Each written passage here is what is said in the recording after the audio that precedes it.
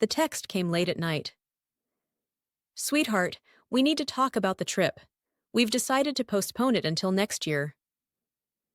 I blinked at the message, my heart sinking. Postponed? We'd been planning this trip for months, our first family vacation in years. I'd rearranged my work schedule, budgeted every penny, and counted down the days like a kid waiting for Christmas. I called my mom immediately. She sighed as she answered, Alyssa, I know you're disappointed, but things are just tight right now. We can't afford it. I swallowed hard. I understood money struggles. I really did. I had been working extra shifts at the cafe just to pitch in for this trip, even offering to cover my own airfare. But something about the way she said it, like the decision had already been made, like my feelings didn't matter, felt like a slap in the face. I took a breath. If it's about money, maybe we can find a cheaper hotel or shorten the trip. She hesitated, just for a second, but I heard it. Alyssa, she said gently, it's just not the right time. We'll make it happen next year, I promise. A promise. One I should have known better than to believe.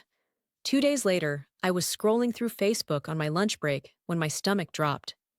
There it was. A picture of my mom and dad, on a beach. My heart pounded as I stared at the screen. Sun-kissed skin, drinks in their hands, the ocean stretching behind them, glistening under the afternoon sun. I swallowed hard and scrolled down. More photos. My brother Jake posing with his girlfriend on a boat. My parents at a seafood restaurant, smiling over plates of lobster. And then the caption that made my blood run cold. Family time is priceless. Family time. Except I wasn't there. Because according to them, the trip had been postponed.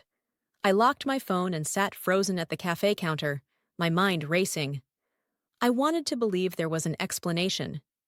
Maybe it was a last-minute work thing. Maybe someone had gifted them the trip. But deep down, I knew the truth. They hadn't postponed anything. They had just decided that I wasn't part of it. That night, I didn't call my mom. I didn't respond to the post. Instead, I watched in silence as more photos poured in over the next few days. They went snorkeling. They had bonfires on the beach. They made memories. Without me. And as I stared at each picture, something inside me shifted. This wasn't just about the trip. This was about all the times I had been the afterthought. All the birthdays they had forgotten. All the holidays where my gifts were an afterthought while Jake got exactly what he wanted. All the times I made sacrifices for them, but they never did the same for me. I clenched my jaw and took a deep breath. They thought I would be too hurt to say anything, that I would just let it go. But this time, I was done being the forgotten one. They didn't know I had seen the photos, so when they got home a week later, I was waiting for them, and I had a plan. I heard the taxi pull into the driveway and watched from the kitchen window as my mom, dad, and Jake stepped out, dragging their suitcases behind them. They looked tired but happy, sun-kissed from their postponed trip. I clenched my jaw, forcing myself to stay calm. They didn't know I had seen the photos. Not yet. The front door swung open, and my mom was the first to spot me. "Alyssa," she said, her voice overly bright. "Oh, sweetheart, I missed you. How have you been?" I folded my arms. "Busy," I said flatly. My dad walked in behind her, setting his bags down. "That's good. How's work?" I let out a short, bitter laugh. Work. That was all I had done. Work and scroll through their pictures while pretending I didn't exist to them. Jake yawned, stretching his arms. "Man, I'm exhausted. Traveling takes it out of you." He turned to me with a smirk. "Hope you held down the fort while we were gone." My eyes snapped to him. While we were gone. Like it was normal. Like nothing was wrong. Like I hadn't spent the last week replaying their betrayal over and over. I took a deep breath. No more pretending. I turned to my mom, my voice eerily calm. "So, how was the trip?" She blinked, hesitating. "Oh, well, we just needed a little getaway. Nothing too special." Liar. I pulled out my phone, unlocked it, and turned the screen toward them. The photo album, the beach selfie, the boat ride, the fancy dinner, and the caption that made my stomach turn all over again. Family time is priceless. I tilted my head. Looks special to me. Silence. Thick, heavy silence. Then, my mom let out a nervous laugh. Alyssa, Don't. My voice was sharp, cold. Just don't. My dad cleared his throat. Look, sweetheart, it wasn't. Stop, I said, my voice rising. Just tell me the truth. You never postponed the trip. You just didn't want me there. I saw the guilt flash across my mom's face, but she quickly masked it with a weak excuse. It wasn't like that, honey. We just thought, what? That I wouldn't notice? I snapped. That I wouldn't see the pictures? That I'd be stupid enough to believe your lie? Jake groaned, rolling his eyes. Oh my God, Alyssa, are you seriously making this a big deal? It was just a trip. Just a trip. The words hit me like a slap. That I planned, that I saved up for, that I was supposed to be a part of. I shook my head. You could have told me the truth, but instead, you lied. You made me feel like I wasn't worth bringing. Jake scoffed. You're being dramatic.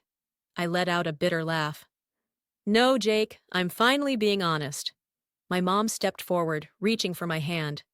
Alyssa, please. I pulled away. Number not, this time. They needed to hear this. This isn't just about the trip. It's about every single time I've been treated like I don't matter. Every holiday where Jake got exactly what he wanted, and I got whatever was convenient. Every time I put you guys first and you didn't even notice. I swallowed, my voice shaking. I thought if I worked hard enough, if I gave enough, I'd finally be enough for you. But I never was I? No one said a word. Finally, my mom sighed. Alyssa, it's not like we love Jake more than you. I let out a small, bitter smile. Maybe you don't, but it sure feels that way. Another silence. And that was my answer. I nodded, exhaling sharply. Got it. Then, without another word, I grabbed my purse and walked toward the door. Alyssa, where are you going? My dad called. I didn't look back. Somewhere I'm actually wanted. And then I left. For the first time in my life, I put myself first. For days, my phone wouldn't stop buzzing with messages from them, but I was done fixing things. This time, they could figure it out without me. I didn't answer their calls. I didn't respond to their messages. And for the first time in my life, I wasn't rushing to fix things. It was strange at first, ignoring them. The guilt crept in like an old habit, whispering in the back of my mind. Maybe you're overreacting. Maybe you should just let it go. But then, I would remember. The text saying the trip was postponed. The Facebook posts of them having fun without me. The lie they told without a second thought. And suddenly, the silence felt like freedom. By the fifth day, their messages had shifted. At first, they had been firm and dismissive, trying to regain control of the situation. Mom, Alyssa, we need to talk about this. You're making this into a bigger deal than it needs to be. Dad, ignoring us isn't going to change anything. Call your mother. Jake, Jesus, Alyssa, get over it. You're acting like a child. I rolled my eyes. Classic. They weren't sorry. They just wanted me to stop making them uncomfortable. But when I didn't answer, the tone of their messages shifted. Mom, sweetheart, please. We miss you. We never meant to hurt you. Dad, we should have handled things differently. Let's talk. And then, the one that nearly got me. Mom, Alyssa, I feel awful. I can't sleep knowing you're upset with us. For a brief moment, I almost responded. Almost. But then I asked myself a question. If I had never seen the photos, would they have ever told me the truth? Would they have ever felt guilty at all? The answer was painfully clear. So I locked my phone and let the silence continue. It wasn't easy. I had spent years being the one to reach out first, the one who smoothed things over, the one who made excuses for them. So sitting with the silence, holding my boundary, felt unnatural at first. But as the days passed, I realized something. They weren't reaching out because they missed me. They were reaching out because they missed the role I played in their lives. The fixer, the peacekeeper, the afterthought who never made waves. And now that I was refusing to be that person, they didn't know what to do. A week after their return, I did something I had never done before. I booked a weekend trip for myself. Nothing extravagant, just a quiet cabin in the mountains, far away from everything. I packed a bag, grabbed my keys, and left, without telling anyone where I was going. For once, I wasn't asking for permission. I wasn't waiting to be included. I was just living for myself, and it felt amazing. By the time I got back, my phone was full of missed calls and texts, but I didn't rush to respond. I wasn't ready yet, because for the first time in my life, I was finally putting myself first, and I wanted to enjoy the feeling a little longer. They weren't used to me ignoring them, so when my silence lasted longer than they expected, they showed up at my door, and I was ready. I knew it was coming. The moment I ignored their calls, their messages, their guilt trips, I knew my parents wouldn't just let it go. So when I heard the knock on my door that Saturday afternoon, I wasn't surprised. I took a deep breath, setting down my coffee. My hands weren't shaking. My heart wasn't racing. I was ready. I opened the door to find my mom and dad standing on my porch. They looked different. Not angry, not smug, not demanding. They looked nervous. "Alyssa," my mom said softly, tucking her purse under her arm. "Can we come in?"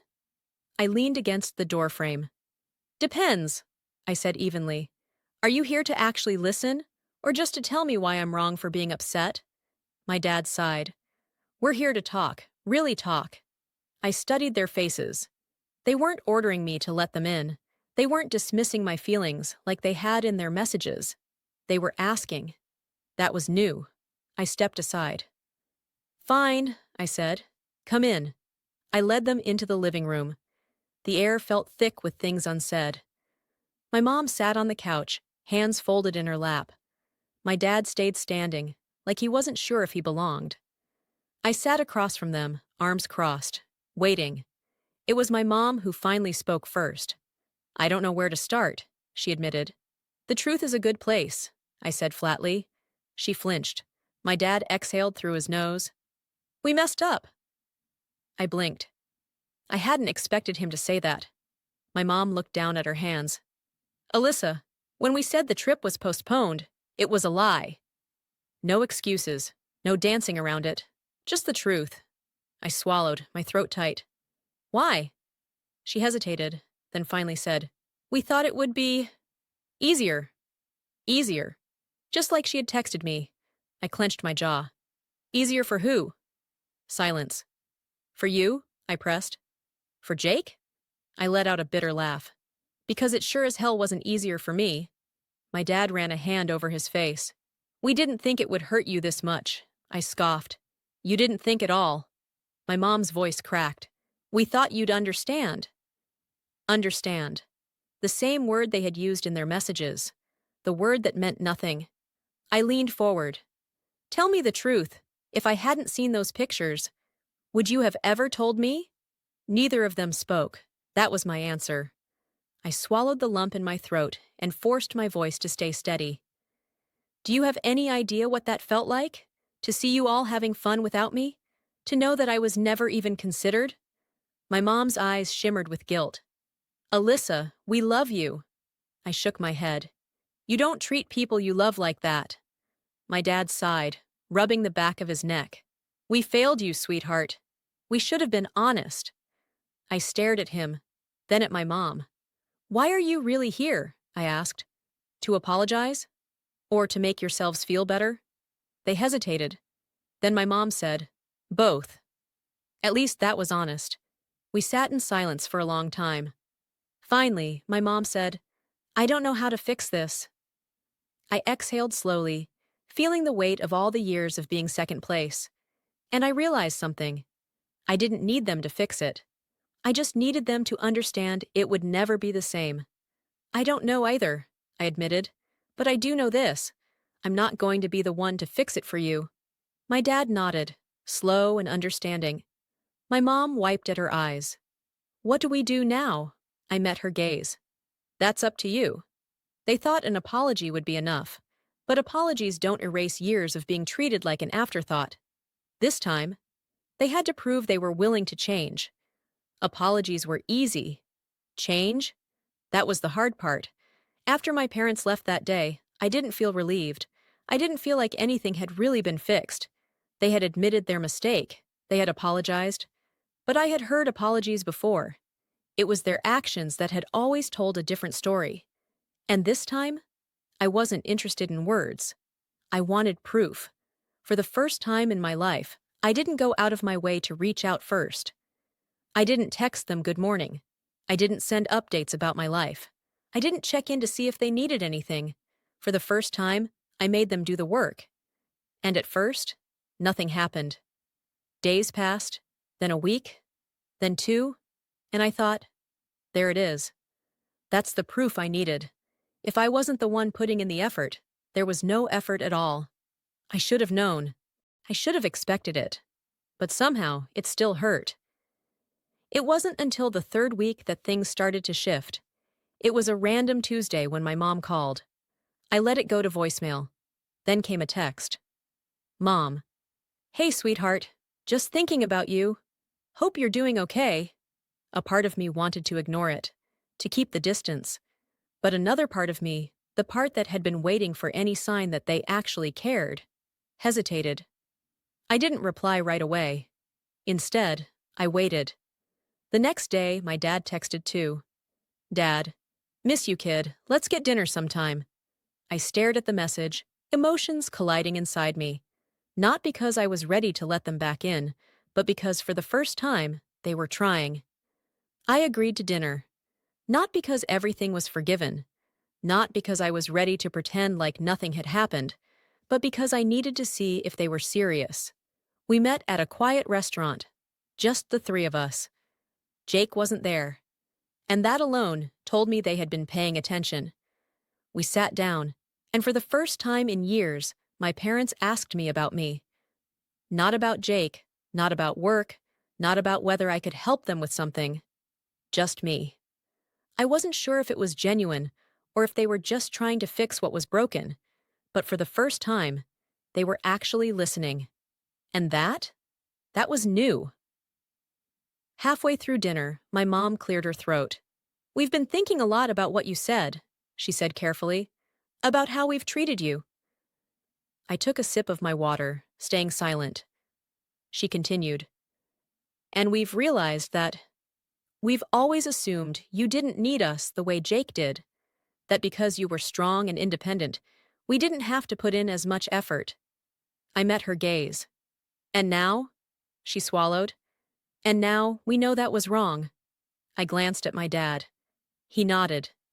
We see it now, Alyssa. We do. For a moment, I didn't know what to say, because those were the words I had been waiting for my whole life. And yet, part of me still didn't believe them. Not yet. By the time dinner ended, something had shifted. Not in a dramatic, everything is fixed way, but in a, maybe this time they actually mean it way. They still had a long way to go. But for once, they were the ones taking the first steps. And for now, that was enough.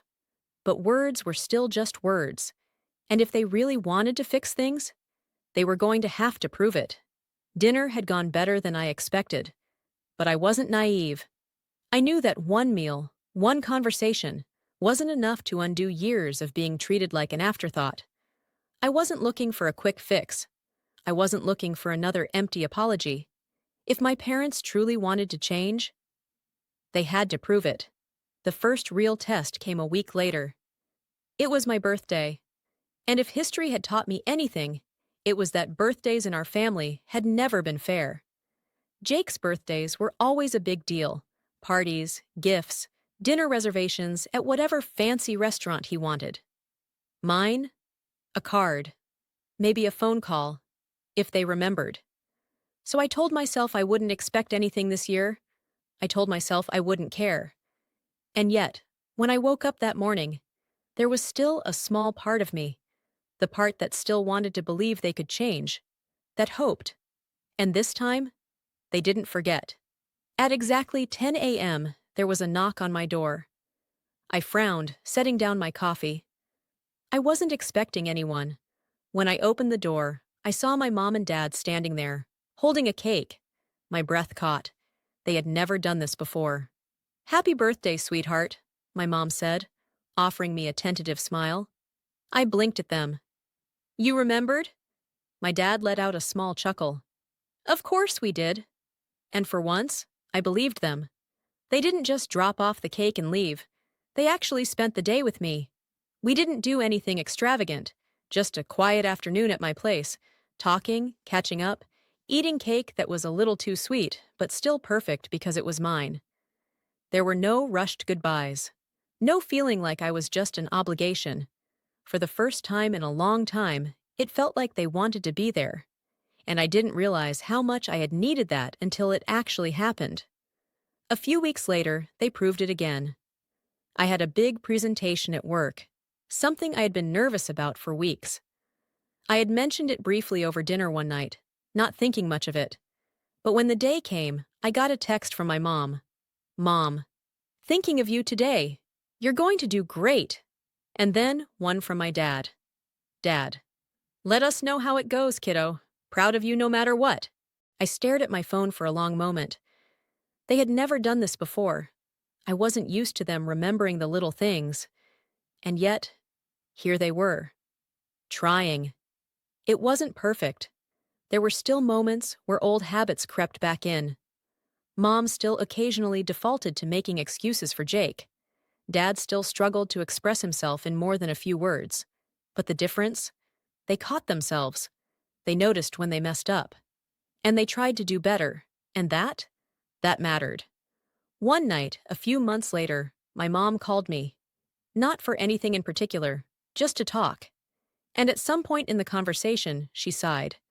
"I know it's going to take time," she said carefully, "for you to trust us again." I swallowed. "Yeah." A pause. Then, "We're not giving up, Alyssa. You're too important to us." I felt my throat tighten, because for the first time, I believed her.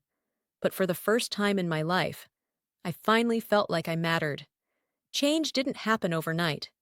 There were still moments when I caught myself waiting for the other shoe to drop, for my parents to slide back into their old habits, for them to forget, to stop trying. But weeks passed, then months. And they kept showing up. It wasn't perfect. It wasn't effortless. But for the first time in my life, I finally felt like I mattered. One evening, I was sitting on my back porch, sipping tea, when my phone buzzed. It was Mom. Not an apology, not a guilt trip, just a simple text. "Mom, thinking of you. How's your week going?" I stared at the screen, something warm settling in my chest, because that message wouldn't have existed a year ago. A few weeks later, I got another surprise. I had been saving for a trip, a solo vacation, just for me. I hadn't told my family much about it, mostly because I didn't want to deal with their opinions. But then, one night at dinner, my dad asked, "So when's your trip?" I blinked. "You remember?" He smirked. "Of course. It's Italy, right?" My mom nodded. "We were actually talking about it the other day. Do you need help with anything? Packing? Planning?" I studied them carefully, waiting for some catch. But there wasn't one. They weren't offering because they wanted something in return. They were offering because they wanted to be part of my life. And that was new. The night before my flight, I got a text from Jake. I almost didn't open it. But curiosity won. "Jake, Mom won't say it, but she's freaking out about you traveling alone. You know how she is." I rolled my eyes. Typical. Then another message came through. "Jake, you're actually doing it, huh? Living your life on your own terms." I hesitated before replying. Me. "Yeah, I am." There was a long pause before his final message arrived. "Jake, that's kinda badass, sis." As I stepped off the plane in Rome, the weight of the last year settled on me. I had spent so much of my life waiting for my parents to see me, waiting for them to include me, waiting for the day when I wouldn't feel like an afterthought. But I wasn't waiting anymore. I was choosing myself. I had built a life where I didn't have to chase their approval. And somehow, in doing that, they had finally learned how to show up for me. A few days into my trip, I was sitting at a cafe when my phone buzzed. A group message. Mom, we just saw your latest photos. Rome looks amazing. Call us soon? We miss you. I smiled. Not because I needed their approval, but because, for the first time, they weren't just saying the words. They meant them. And for the first time in my life, that was enough. You shouldn't have to beg for love. You shouldn't have to fight to be included. And if the people around you don't see your worth, choose yourself. Because sometimes when you stop waiting to be seen, that's when they finally notice.